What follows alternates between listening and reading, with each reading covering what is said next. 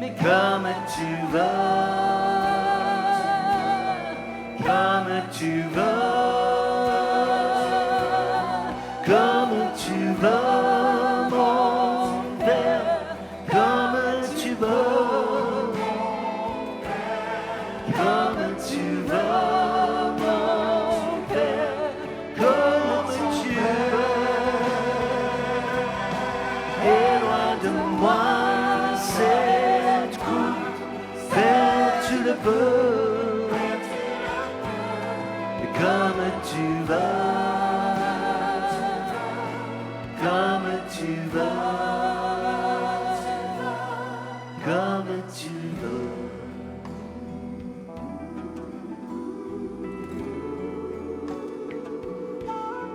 Comme tu veux.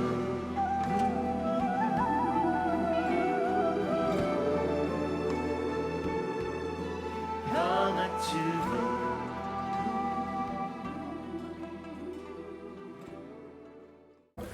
Un grand merci à EXO. La production The Way, La Passion du Christ, est enregistrée par Nos Soins de Dieu TV. Et bienvenue dans la cathédrale de Dieu TV. Bonjour Philippe. Bonjour Johannes. Bienvenue dans la cathédrale de Dieu TV. Merci beaucoup. Tu as vu, hein, ces jours, les églises sont fermées. Oui. Les cultes sont un petit peu réduits.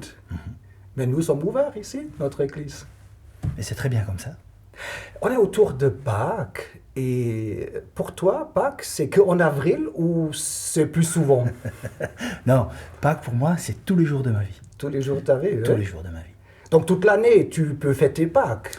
Toute l'année, je fête l'esprit que Dieu a mis en moi, c'est-à-dire la vie. Le sens de Pâques, c'est quand même Vendredi Saint, que le Christ, il est allé à la croix pour mourir à la croix, donc vraiment cloué. Et 3 jours après, on fête sa résurrection. C'est vrai, hein? C'est exactement ça. Et j'ai entendu, ou j'ai enregistré dans l'histoire, dans NDE, il y a quelque temps, tu étais mort aussi, et tu as vécu une mini-résurrection après 8, 9, 10 minutes, c'est vrai? Alors, le 21 janvier 2016, effectivement, je me suis écroulé, ma vie s'est arrêtée dans un petit room à Neuchâtel, et j'ai retrouvé la vie quelques minutes après. Mais, avec des choses qui venaient du trône de Dieu. Il semblerait que même une ambulance est venue et pas hasard une infirmière, pas hasard aussi un médecin et pas hasard une ambulance qui était dans le coin, tout pas hasard que finalement ton arrêt cardiaque, il était autour de 8, 9, 10 minutes. C'est ça. Qu'est-ce que tu as vécu? Alors la première chose que j'ai vécue, donc c'est une pensée qui me disait que j'allais décéder.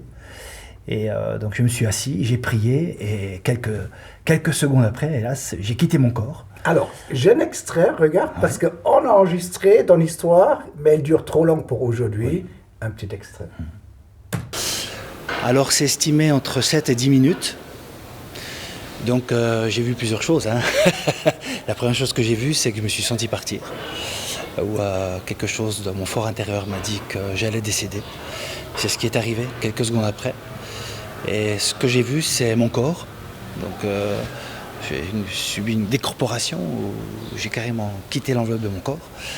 Et puis ce que j'ai vu également, ce qui paraît relativement bizarre, c'est que j'ai vu l'étage inférieur et les gens boire et boire leur café et vaquer à leurs occupations. Et puis plus tard, je me suis retrouvé très haut de mon corps, comme sur le plafond. Et là, après, c'était un peu le blackout, où je suis rentré dans une autre dimension, où j'ai pu d'abord entendre une douce mélodie. Et je ne peux pas définir l'endroit. C'était comme dans un endroit très confortable, inondé de paix, où j'étais entre, est-ce que je peux dire, entre la mort et le ciel. Et grâce à une infirmière qui se trouvait sur place, elle a fait le nécessaire? Alors effectivement, je ne sais pas s'il faut dire infirmière ou un ange, il y en a eu 2. Ce qui s'est passé, c'est que une personne a voulu aller aux toilettes et elle m'a découvert, donc couché sur le sol, les bras en croix, les yeux grands ouverts. Et elle s'est tout de suite précipitée sur moi. Elle a pris mon pouls au poignet. Ne voyant absolument aucun signe de vie, elle a pris mon pouls sur l'aorte. N'observant aucun signe de vie, elle a compris que c'était très grave.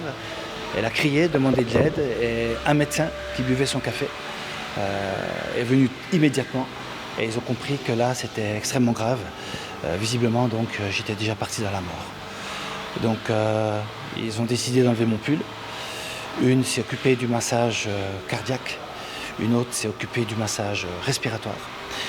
Et puis ils ont donné l'alerte à une ambulance qui par bonheur se trouvant pas très loin d'ici a pu rejoindre le lieu où j'étais et pu intervenir relativement rapidement. Qu'est-ce qu'ils ont fait, les ambulanciers? Alors ce qu'ils ont fait c'est qu'ils m'ont porté secours au plus vite et voyant que je ne revenais pas avec les massages, et donc ils m'ont fait un shoot d'adrénaline et là immédiatement je suis revenu à la vie. Le shoot, il était dans le corps directement? Ouais, dans le cœur directement. Voilà, exactement. C'est violent, tu es revenu et tu as vomi. Ouais, alors c'est violent, ouais, effectivement c'est violent.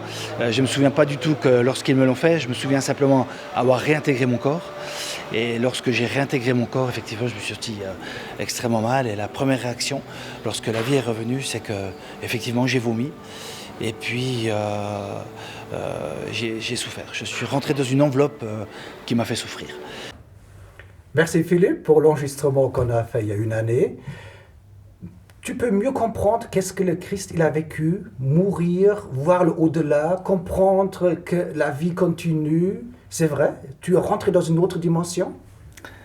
Alors je peux comprendre ce que Christ a vécu à travers certaines angoisses, puisque je sentais que je partais et je ne pouvais rien maîtriser. Et tout à la fois, je comprends également pourquoi Christ est descendu dans les lieux inférieurs pour délivrer les captifs. Ça, je peux comprendre son immense amour, sa compassion et sa bonté envers nous et envers ceux aujourd'hui qui ne croient pas encore. Le Christ, il est venu seulement après 3 jours, donc il semblerait qu'il est descendu jusqu'à l'enfer, C'est ça. pris les clés au diable, donne-moi les clés, remonté à la surface. Et toi, après 10 minutes, tu es revenu, tu as vécu cette partie spirituelle qu'après la vie sur cette terre, il y a autre chose? Alors mon expérience de mort imminente était comme celle-ci, donc j'ai quitté mon corps et j'étais spectateur de mon corps, j'étais spectateur de ce qui se passait même à l'étage en dessous. C'est complètement fou, il me semblait que je voyais à 360 degrés et soudain donc j'étais comme attiré par une présence. Je n'ai pas vu Christ, je n'ai pas vu le royaume des cieux, mais c'est lorsque je suis revenu que quelque chose en plus m'a été donné. À travers des pensées, à travers des visions et à travers quelque chose de très très fort qui était inscrit à nouveau sur mon cœur. Merci Philippe. Alors, nous avons 2 prédications ce matin. Philippe, il va prêcher la bonne parole dans un petit moment. Et nous avons déjà un orateur qui est prêt sur l'autre plateau parce qu'avec tout ce qu'on vit ces jours, il faut garder une distance de 2 mètres, le virus il circule, sauf dans notre cathédrale, on n'a pas de caméraman, donc toutes les précautions sont prises ici, n'est-ce pas? Et Étienne, tu es prêt? Oui, je suis prêt, merci. Alors avant que tu vas nous parler, nous avons encore un morceau, un extrait d'Exode. Le temps est fissuré, d'éclats de mots brisés. Ils ne l'ont pas suivi, l'ont tous abandonné. Couvrant le roi de feuilles, ils endiguent le corps. Accrochés au destin comme un bateau au port. Tandis qu'ils s'éparpillent, le cœur en pagaille. C'est Dieu pris au piège que les bourreaux assaillent. Ami, fais ta besogne. Je te pardonne, Ami, ami, fais ta je besogne. te pardonne, je te pardonne, Ami, fais ta besogne. je te pardonne, Ami, ami, ami, fais ta je te besogne. pardonne, je te pardonne.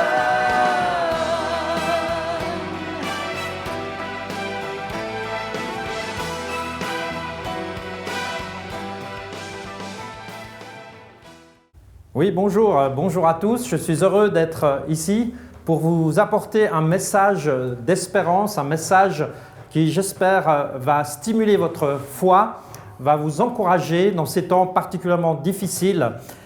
Le message que j'ai reçu sur mon cœur pour vous, c'est celui de cette clé secrète de l'adoration. Il y a une clé secrète qui nous permet d'ouvrir le ciel, qui nous permet d'amener la présence de Dieu. Et j'aimerais partager avec vous brièvement autour du psaume 91.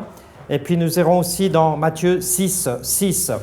Le psaume 91 nous parle de ceci, de cette demeure, de cette intimité que nous pouvons développer avec le Seigneur. Il y a une intimité que nous pouvons recevoir, il y a une intimité que nous pouvons développer dans la présence de Dieu, dans l'adoration. Et il est écrit ceci: « Celui qui demeure sous l'abri du Très-Haut repose à l'ombre du Tout-Puissant. Je dis à l'Éternel, mon refuge et ma forteresse, mon Dieu en qui je me confie. » Amen. Celui qui demeure sous l'abri du Très-Haut. Il y a une possibilité pour ceux et celles qui ont reçu Jésus-Christ comme Sauveur et Seigneur de leur vie. Il y a un endroit où nous pouvons nous abriter. Il y a une place qui est proche de Dieu. Et il est dit dans sa parole, si nous nous approchons de lui, il s'approchera de nous.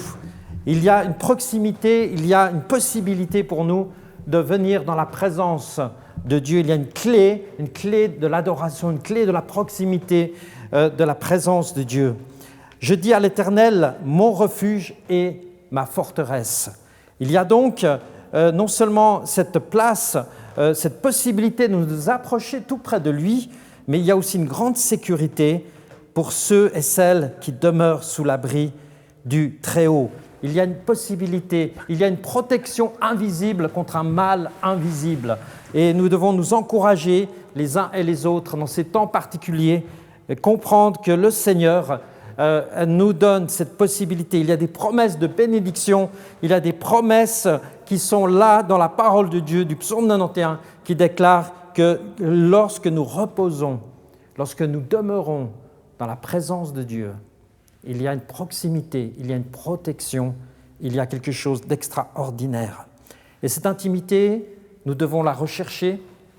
Cette intimité, nous voulons la rechercher, nous voulons la pratiquer.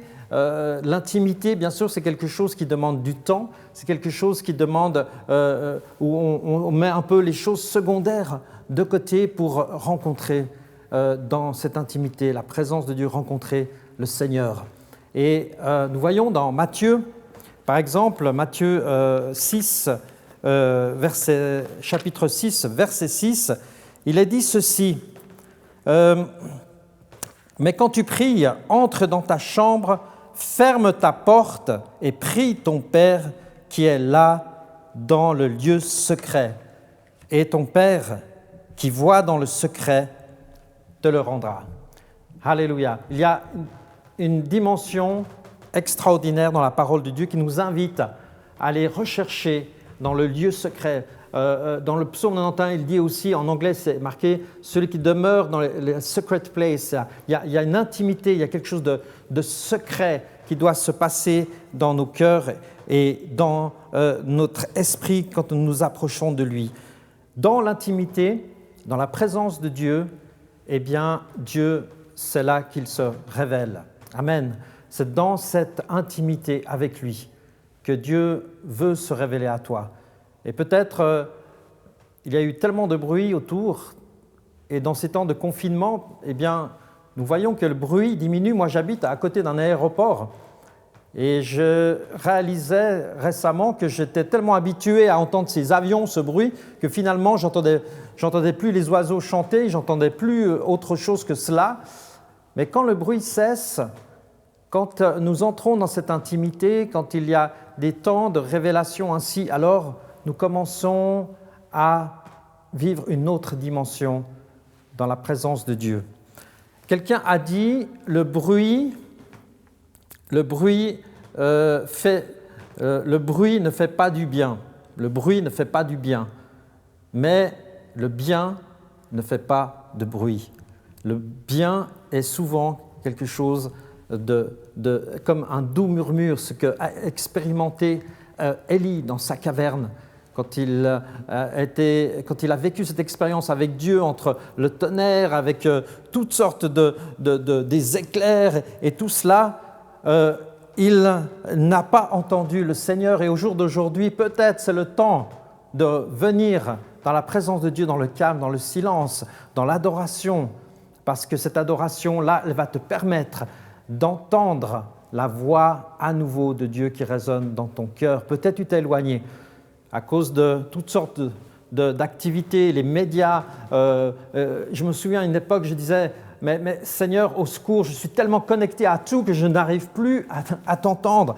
Et dans ces temps-là, nous voyons que s'il faut des choses comme la pandémie pour que ça nous rapproche plus du cœur de Dieu, alors peut-être ça c'est une des bonnes choses de cette mauvaise chose justement. Eh bien, Dieu a ce désir de te rencontrer à nouveau dans cette intimité parce qu'il désire parler à ton cœur. La parole de Dieu nous dit, je l'ai amené dans le désert pour parler à son cœur.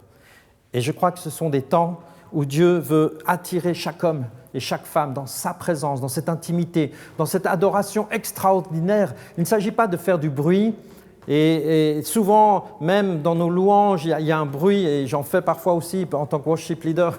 Mais je crois que c'est des temps où Dieu veut nous amener dans une relation plus profonde avec lui, dans une intimité plus profonde. Et pour cela, ça demande de passer du temps dans sa présence, de fermer la porte et d'attendre, de le rechercher.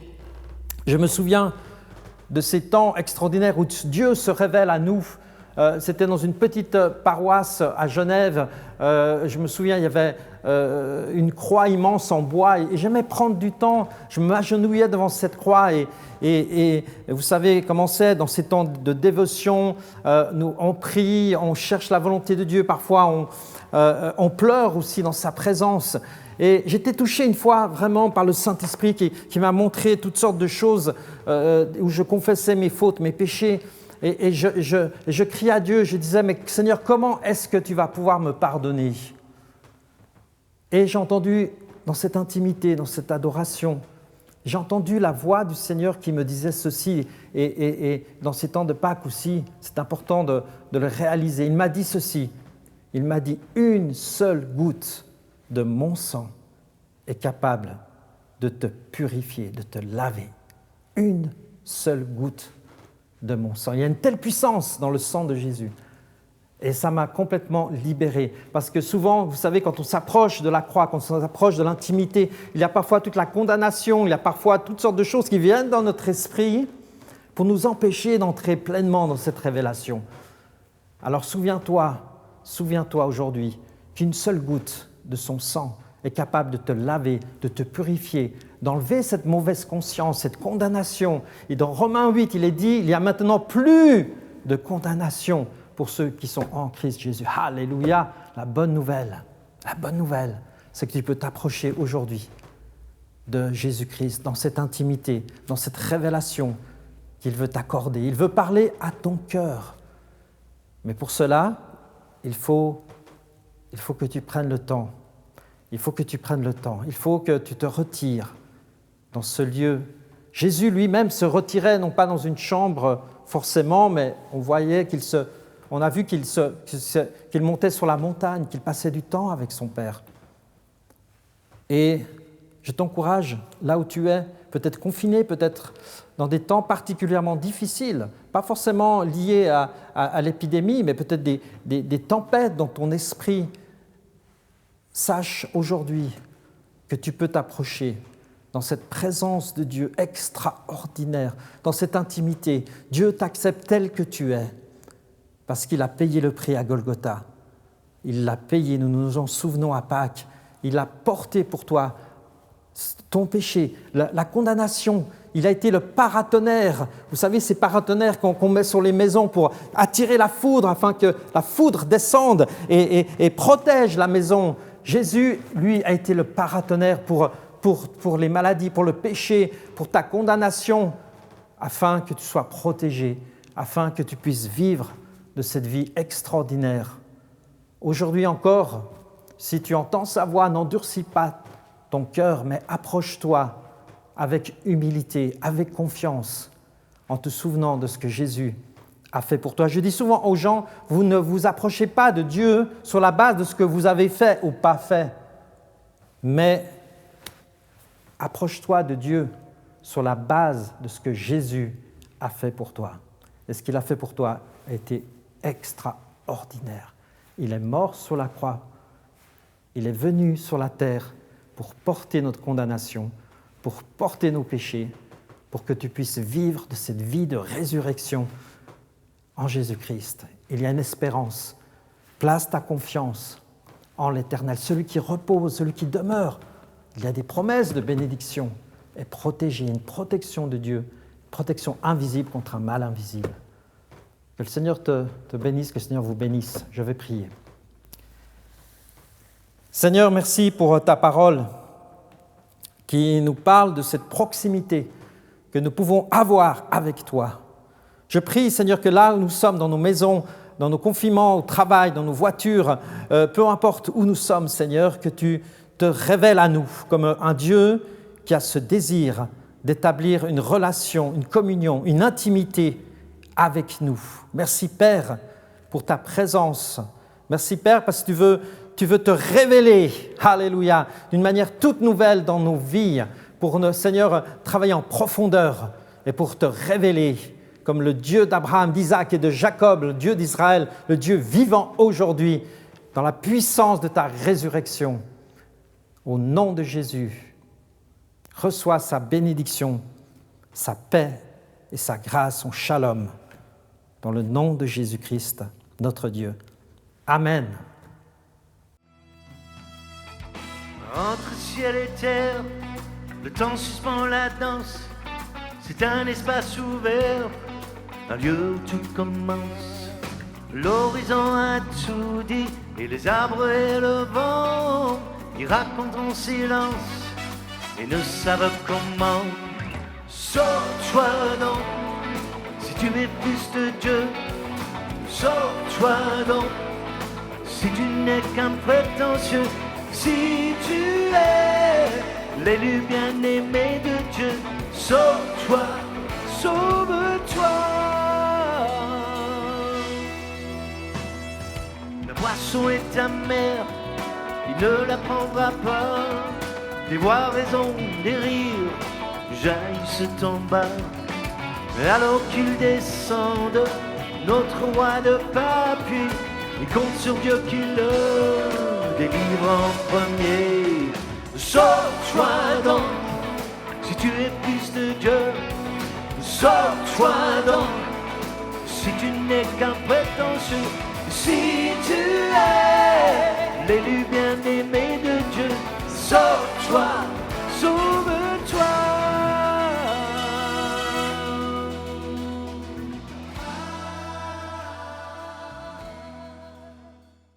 Un grand merci à Exo. Sauve-toi, si tu es le Fils de Dieu. On va demander à Étienne de rejoindre le plateau. Étienne, tu peux venir. Tu as choisi le psaume 91, donc 91. Oui. Mais autour de ce week-end de Pâques, avril, il y a même certains qui vivent Pâques toute l'année. Pourquoi tu as choisi le psaume 91 ou 91? Dis-moi. Parce que justement, je pense que au travers du sacrifice de Jésus-Christ, de ce qu'il a accompli sur la croix, il nous a ouvert un accès vraiment.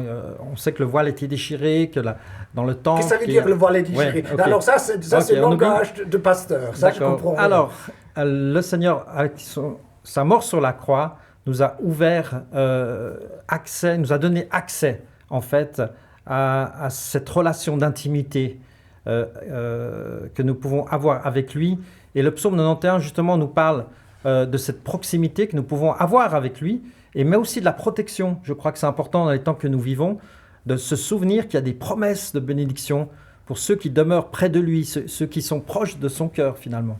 Et des silences, c'est important. Tu as parlé des silences, de profiter peut-être du confinement qu'on a retiré.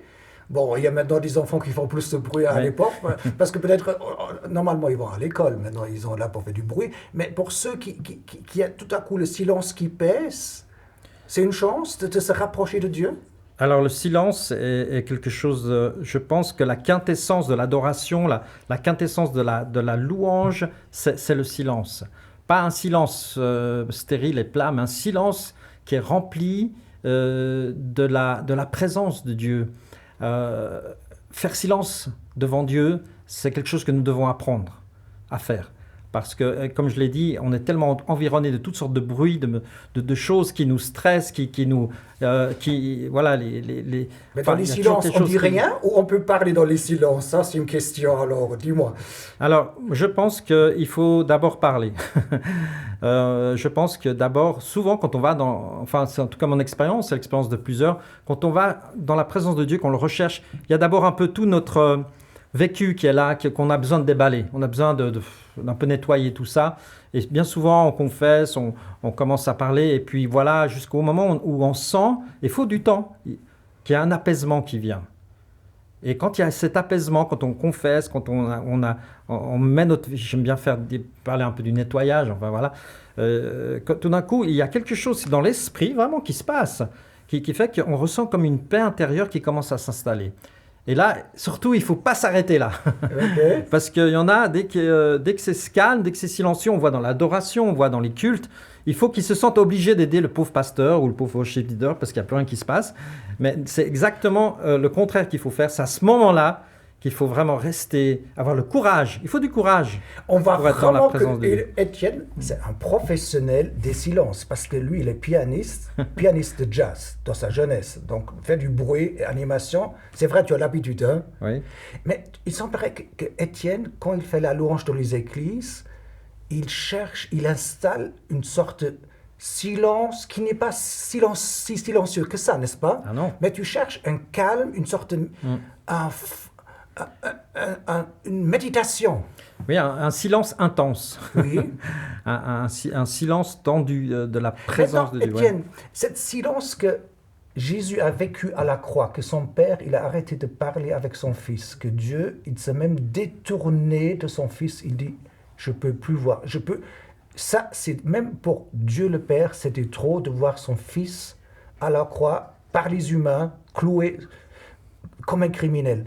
Et toi, cette silence de Dieu, il y a la place dans la foi chrétienne qu'il y a ces profondeurs, ces chocs, ces silences, ces je peux plus et se vider devant Dieu, comme le Christ, il a aussi souffert dans un silence atroce. Alors, c'est une question, ouais, c'est très profond comme question. Effectivement, c'est pas simple d'y répondre non plus. Mais ce que je pense, c'est que dans nos vies, il y a des brisements intenses. Il y a des temps où on ne parle plus. Et il ne faut plus parler parce qu'on simplement, on n'y arrive plus. Parce que c'est tellement intense. Ça peut être tellement douloureux, mais c'est une douleur qui en même temps libère la paix. C'est plein de paradoxes. Et je crois qu'on a beaucoup prêché un évangile un petit peu Hollywood, Sensation, sensation, bain mousse, etc. Tomber par terre. Oui, et donc je Il y a la crois, place pour toi. Hein. je Ouais. crois qu'effectivement, quand on recherche la présence de Dieu, il faut s'attendre à mourir à soi-même. Il faut s'attendre à se laisser traverser. Des fois, la présence de Dieu nous pousse même pas à genoux, mais couché, tellement il y a l'intensité. C'est difficile à exprimer avec des mots parce qu'il faut le vivre. C'est une expérience à vivre. Dans notre temps qu'on vit, regarde qu'est-ce qu'on reçoit dans les boîtes aux lettres. Pâques, c'est pas forcément le Christ à la croix, cloué entre deux criminels. Pâques, c'est bien manger. Pâques, c'est un petit peu comme Noël. Qu'à Pâques, on a le lapin. Et à Noël, on a le sapin. Donc, quelque part, nous, avec le Christ à la croix, on n'est pas un petit peu décalé? Ou eux sont décalés, je sais Alors pas qui je est pense décalé. qu'ils sont, non seulement ils sont décalés, mais ils font mal leur travail. Pourquoi? Parce Mais qu'ils sont même imagine pas là, Pâques, capables. Le Christ à la croix, Non, mais tu là, peux il pas faut quand même rendre, pas- là, mais regarde ça. Faut pas abuser. Faut pas abuser. S'ils font bien leur travail en tant que journaliste, ils doivent avoir une honnêteté intellectuelle de savoir que Pâques, eh bien, c'est une fête religieuse. Et je crois qu'au jour d'aujourd'hui où les gens sont dans des difficultés, où il y a des morts, où il y a des gens endeuillés, de présenter Pâques avec des hamburgers, des lapins ou que sais-je, c'est juste quelque chose qui me révolte personnellement. Voilà, et je pense qu'ils auraient tout à gagner, ces éditoriaux, ces journalistes, à présenter Pâques comme il est réellement, c'est-à-dire bien sûr la Pâque juive, hein, aussi la sortie d'Égypte, bien sûr, que fêtent les Juifs, ce qui est la première Pâque, et puis la Pâque, bien sûr, que nous connaissons, celle de Jésus-Christ, qui est mort à la croix et qui a été ressuscité. Et ce serait pour eux bien plus porteur, je crois, comme message au jour d'aujourd'hui, particulièrement. Alors, nous avons un deuxième prédicateur, une deuxième personne qui s'est déjà préparée sur le plateau. C'est Philippe Vallotton qui a parlé son NDE. On a suivi donc au début de l'émission. C'est quand même impressionnant, non? Alors, je me réjouis beaucoup de l'entendre, effectivement. Ouais. Ok. Et Exo va interpréter pour nous Entre tes mains. C'est le morceau le plus calme dans leur production. The Way, la Passion du Christ. Et c'est Christ tout seul sur scène, tout seul, entre tes mains.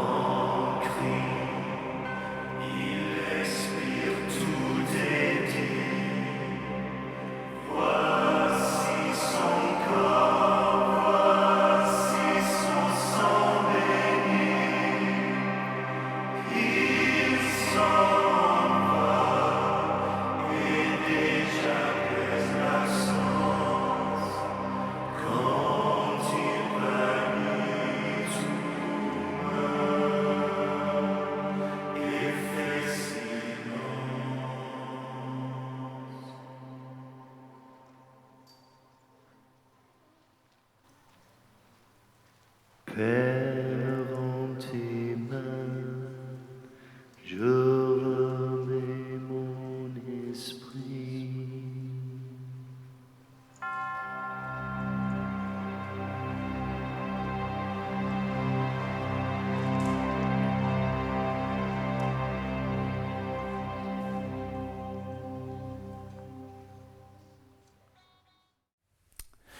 Donc j'aimerais brièvement vous parler du sujet qui nous réunit aujourd'hui, c'est-à-dire la mort et la vie. Et en parlant de la mort, j'aimerais vous expliquer comment peut-on mourir physiquement, mais également comment peut-on mourir spirituellement. Vous avez déjà déménagé et certainement vous avez demandé de l'aide à quelqu'un parce qu'il y a des choses très lourdes à déplacer. Par exemple un piano, par exemple un buffet, un meuble, un lit. Donc souvent on a recours à quelqu'un. Et pour ma propre vie, un jour, j'ai décidé de déménager seul, sans faire appel de l'aide, ni l'aide de Dieu, ni celle des hommes. Et hélas, en voulant déménager par moi-même des meubles trop lourds dans ma propre vie, à l'image d'un souci, d'un problème ou autre, eh bien, j'ai fait naufrage. J'ai fait naufrage jusqu'au point où je suis rentré dans une déprime, dans la tristesse, dans la mélancolie. Et un jour, comme vous l'avez entendu brièvement, mon corps a lâché et je suis décédé. Donc, on peut voir par là que certaines détresses nous amènent à la mort physique, mais qu'il est aussi de l'œuvre de Dieu de nous redonner la vie. Et c'est ce qui s'est passé également pour moi.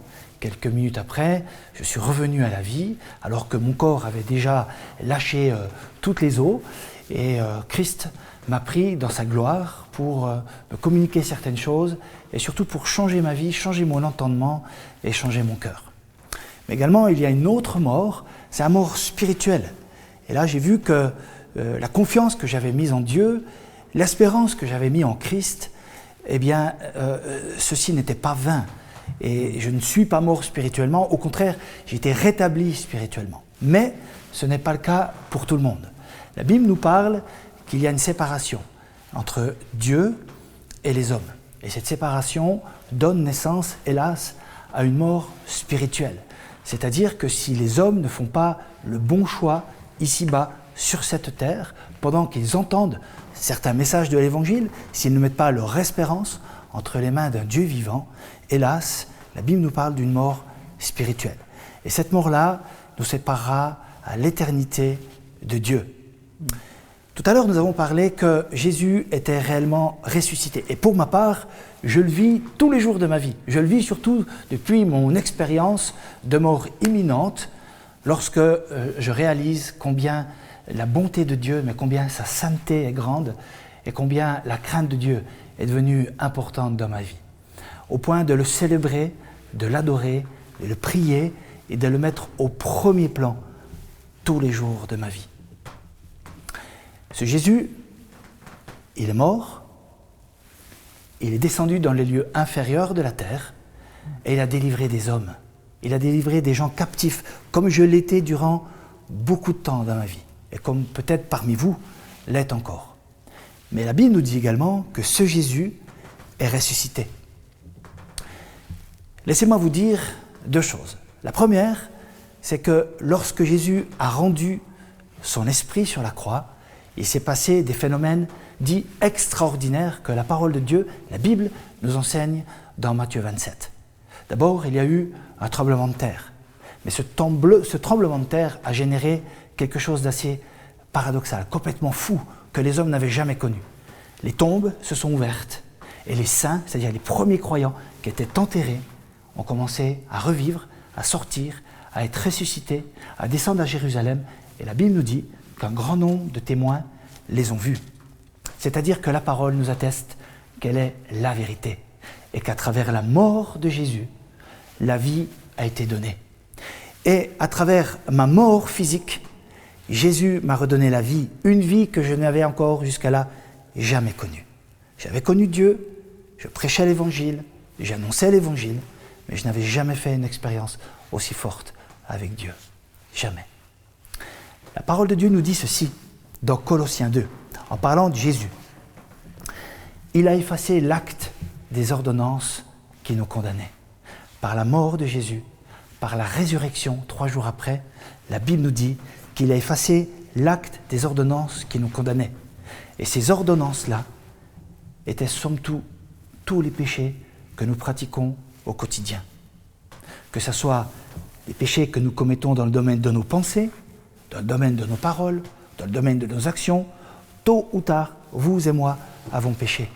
Et la Bible dit, et il insiste sur cette promesse, que tout a été accompli au point aujourd'hui de nous pardonner et d'avoir effacé tous les péchés de notre propre vie.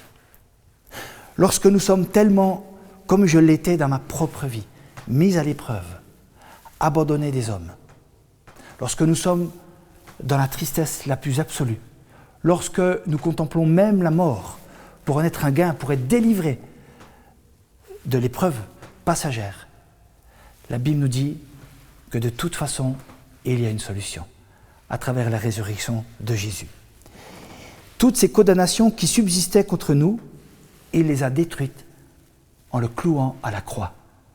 Il a triomphé sur mes péchés, il a triomphé sur ma mort physique, il a triomphé sur nos soucis, il a triomphé sur nos problèmes à la hauteur d'un meuble qui est lourd à transporter, à déplacer, à déménager dans notre vie. Le Seigneur vient, par sa résurrection, dire « Je peux tout faire et tout à nouveau ». La seule chose que nous avons à faire, c'est de lui faire confiance, c'est de l'écouter attentivement, c'est de fléchir le genou devant lui, de tendre ses mains en sa direction. Et comme cela nous a été dit tout à l'heure, il est fidèle, il est bon, il est juste pour nous pardonner nos fautes et nos péchés si nous lui confessons. Car nous avons auprès de Dieu un avocat qui va plaider pour nous et qui va effacer l'acte qui condamnait ma vie à la mort spirituelle. Pas que la mort physique, mais à celle d'une séparation éternelle avec Dieu.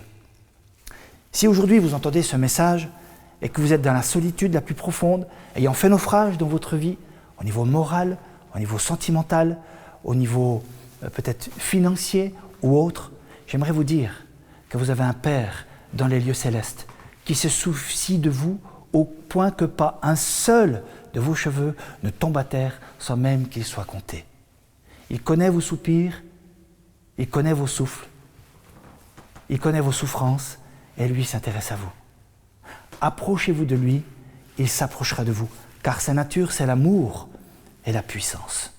Vous serez surpris si un jour vous décidez de dire ceci: Seigneur, prends ma vie.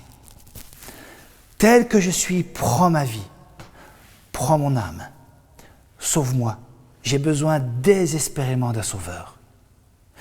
Nul ne connaît ni le jour ni l'heure de son départ, ni le jour ni l'heure de sa mort. J'étais loin de me douter 10 minutes avant de m'écrouler que j'allais faire une rencontre extraordinaire dans les lieux célestes. J'étais loin de me douter que ce jour-là, je n'aurais plus jamais vu mes enfants, ni ceux que j'aimais. Mais il a plu à Dieu de me redonner la vie. Et en retour, j'aimerais vous dire, si aujourd'hui vous avez cessé d'espérer en vous, au point de vouloir espérer en Christ, offrez-lui votre vie, ouvrez-lui votre cœur, suppliez-le, demandez-lui pardon pour tout ce que vous auriez pu faire contre lui, et il vous sauvera. Il vous sauvera pour toujours. Soyez bénis, je vous souhaite de très bonnes fêtes et au plaisir de vous revoir. Merci.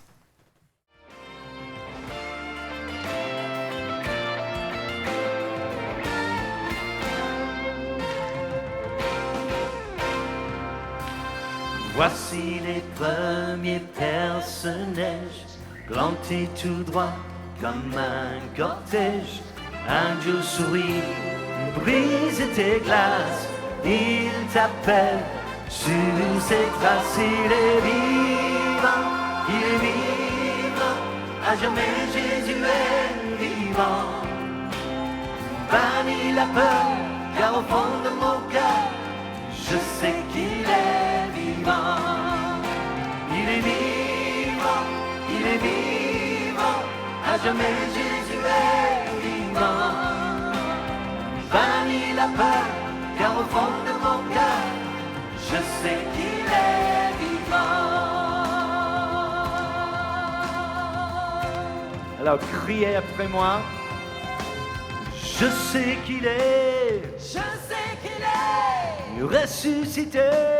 ressuscité. Oui, je le sais. Oui, je le sais. Mon Jésus est vivant. Je sais qu'il est. Je sais qu'il est Ressuscité. ressuscité. Oui, je le sais. Oui, je le sais. Mon Jésus est vivant. Je sais qu'il est. Alléluia, Alléluia. Ressuscité. Alléluia, Alléluia. Oui, je le sais. Oui, je le sais. Mon Jésus est vivant. Il est vivant, il est vivant. À jamais Jésus est vivant. Bannis la peur, car au fond de mon cœur, je sais qu'il est vivant. Il est vivant, il est vivant. À À jamais Jésus est vivant. Manie la peur, car au fond de mon cœur, je sais qu'il est. Je sais qu'il est vivant.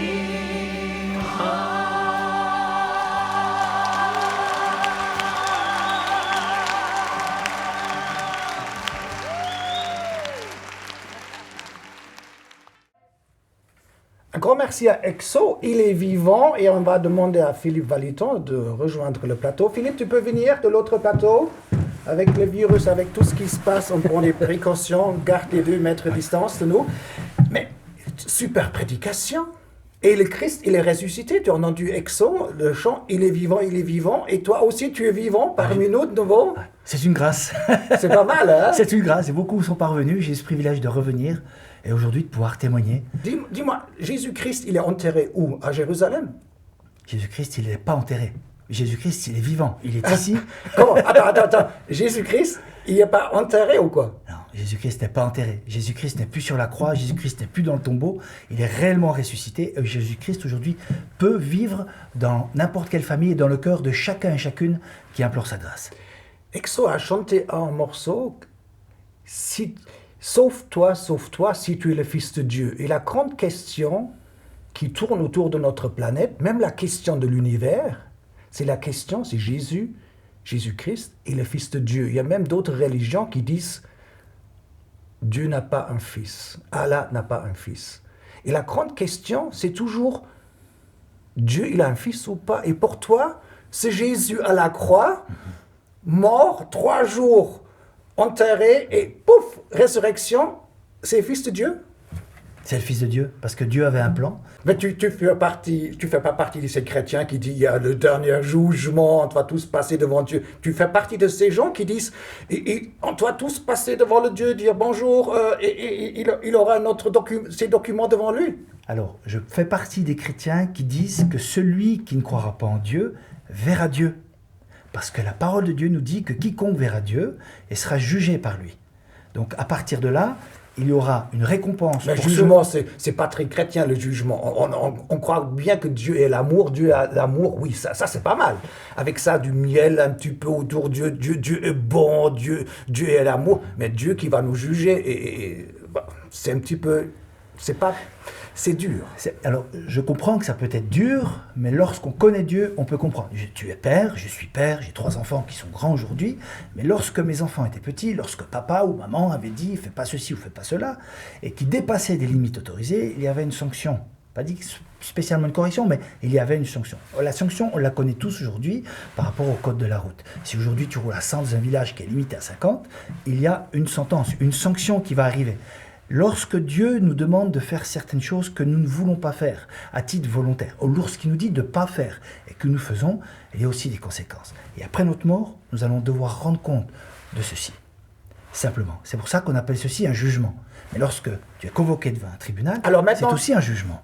Alors maintenant, l'histoire de Pâques, tu veux dire que le Christ à la croix, il a pris cette ordonnance qui était contre nous, il a pris à la croix. C'est ça que tu voulais dire? Cette condamnation, ouais. Christ l'a pris pour toi, l'a pris pour moi. Elle l'a prise pour quiconque croira en lui. Alors maintenant, il faut faire quoi pour être, comme tu dis, pour être sauvé?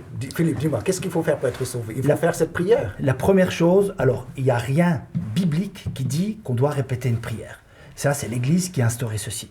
La première conversion que l'on trouve dans la parole de Dieu, l'obéissance pour être sauvé, c'est de dire « tel que je suis Seigneur ». Et je crois que le Jésus à la croix, que ça c'est du réel. Il est le Fils de Dieu. Il est le Fils de Dieu. Et là, on a la vie éternelle. On a la vie éternelle. La Bible nous dit, et c'est la parole de Jésus, quiconque croira sera sauvé. Et lorsque je crois quelque chose, ou je crois quelqu'un, je le suis. C'est-à-dire que j'y obéis. Donc pour Dieu, c'est ensuite de ça adhérer de cœur à cœur avec lui pour lui obéir et appliquer ses commandements dans notre propre vie. Philippe, toi tu es privilégié, toi tu étais mort pendant 8, 9, 10 minutes. Pas tout le monde peut vivre cette expérience parce que voilà, c'est quand même, on revient pas. Toi tu as vécu, tu as un petit peu peur, angoisse de mourir avec le virus ou sans virus ou que tout à coup... ça te fait peur de mourir, de quitter cette terre? Non, autant lorsque j'étais j'étais chrétien depuis l'âge de 28 ans, je me suis souvent posé des questions face à la mort. Et j'avais une certaine crainte de la mort. Depuis ce qui m'est arrivé, en 2016, je n'ai aucune crainte de la mort. Je ne cours pas après la mort, bien sûr, je fais beaucoup d'alpinisme, je prends des risques, mais je ne cherche pas la mort. Néanmoins, je n'ai plus peur de la mort. Je sais qu'un jour, je vais rencontrer Dieu et j'essaye tous les jours de lui plaire dans la crainte et à vivre une vie comme il me le demande. Bon, tu fais partie des gens qui ont la chance, donc des gens qui n'ont pas peur de mourir. Pour moi, c'est des gens qui sont heureux. Ben, d'ailleurs, on voit que Philippe, il pète le feu. Hein. C'est un plaisir de vous accueillir dans la cathédrale de Dieu TV. Nous avons encore EXO qui nous salue. Et c'est un morceau spécial parce que les dernières années, c'est Laura et Chris qui ont chanté ensemble. Mais on sait, ceux qui connaissent EXO, qu'il y a eu une troisième personne, Thierry. Et ce morceau qui vient, Thierry, il les a rejoints pour ce morceau. C'était un plaisir, Philippe et Partagé. Philippe Valiton et Étienne Rochat de Genève de vous avoir sur le plateau. Plaisir Sur le partagé, plateau, merci. et je dirais même dans la cathédrale de Dieu cathédrale, TV. Au revoir, à la prochaine. Que Dieu vous bénisse et shalom, que la paix de Dieu reste sur votre vie. Amen. Thierry, chante pour nous. Reçois du peu que je trouve à donner, tout l'amour que mes yeux n'ont pas su te montrer.